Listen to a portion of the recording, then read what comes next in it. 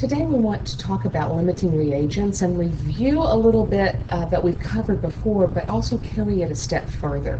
Now we know this is a limiting reagent problem because as we start trying to label this equation like we always do when we have a stoichiometry problem, and that's just our method of attack, it tells us we have 20 grams of propane, and it tells us that we have 50 grams of oxygen.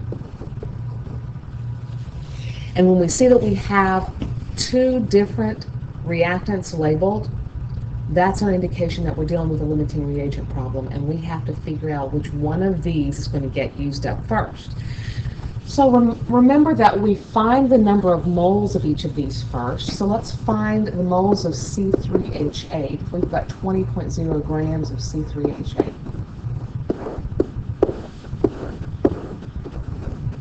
And we look up the molar mass of C3H8, 3 carbons and 8 hydrogens added together. We get a molar mass of 44.11 grams per mole for the C3H8, which gives us 0.453 moles of our C3H8.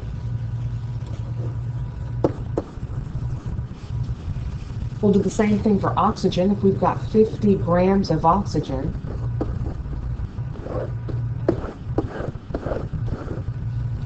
and we know oxygen is 32.00 grams per mole.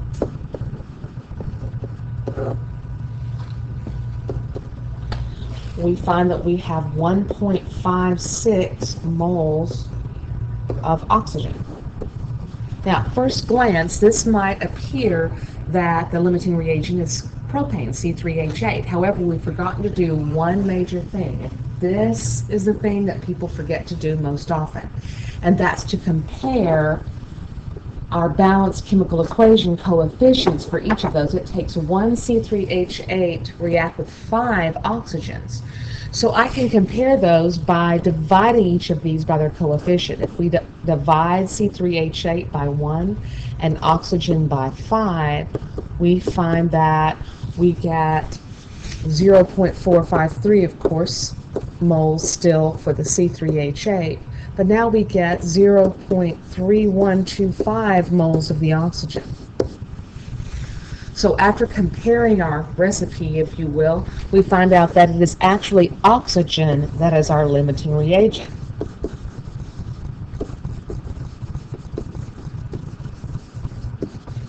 Always pick the smallest number after we've compared the balanced chemical equation coefficients with it. So now we know our limiting reagent is oxygen, and from now on, everything that we do with this problem is going to need to involve oxygen as the starting point. Our recipe now is going to be based on oxygen. So when it tells us to determine the mass of carbon dioxide produced, let's go back up here to our balanced chemical equation. It's asking us to find again X grams, the mass of CO2. So with that information, let's start with our quantity of oxygen. Again, we know we have 50.0 grams of oxygen. That's our starting point. We've already established that its molar mass is 32.00 grams per mole. And if we look back up at the balanced chemical equation for our mole ratio, we see that for every 5 moles of O2, we have 3 moles of CO2. That's our change the substance conversion factor, if you will, changing from information about oxygen to information about CO2. So 3 moles of CO2 for every 5 moles of oxygen. Now, so far we've canceled grams of oxygen, moles of oxygen. We're left with moles of CO2, but that's not what it asked for. It asked us for mass of carbon dioxide, grams. So our final conversion factor then, looking at molar mass of CO2, 1 carbon and 2 oxygens is 44.01 grams per mole of CO2.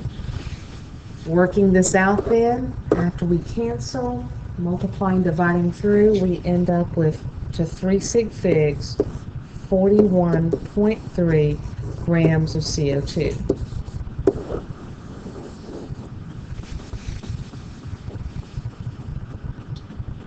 So that's pretty much where we got to in this past year, but now let's take it a step further. We've already labeled that C3H8 is our limiting reagent, that oxygen is our limiting reagent, which means that C3H8 is going to be our excess reagent.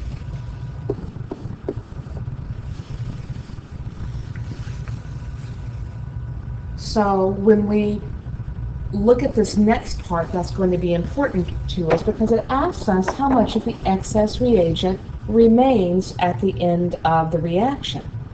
Well, the excess reagent, the first thing we need to know about it is how much we actually used up. And once again, we're going to figure that out based on how much of it is going to react with our oxygen.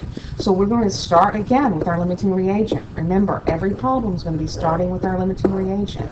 That's what our recipe is based on. So 32 grams per mole again for oxygen. And now we need our mole ratio of C3H8 to oxygen. And if you remember, we said there were 5 moles of oxygen for every 1 mole of C3H8 used, propane used. We need to get that in grams so we can compare it to how much we started with. And the C3H8, remember, is 44.11 grams per mole.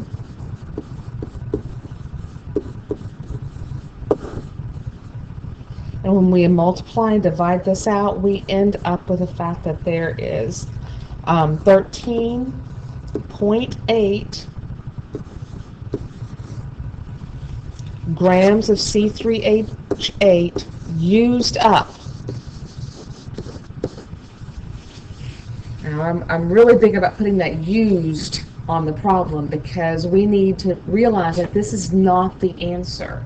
This is how much of the C3H8 was actually reacted in this chemical reaction. So to find the amount that remains after the reaction, we're going to need to subtract. We started with 20 grams back at the beginning of the problem. We started with 20 grams of the C3H8.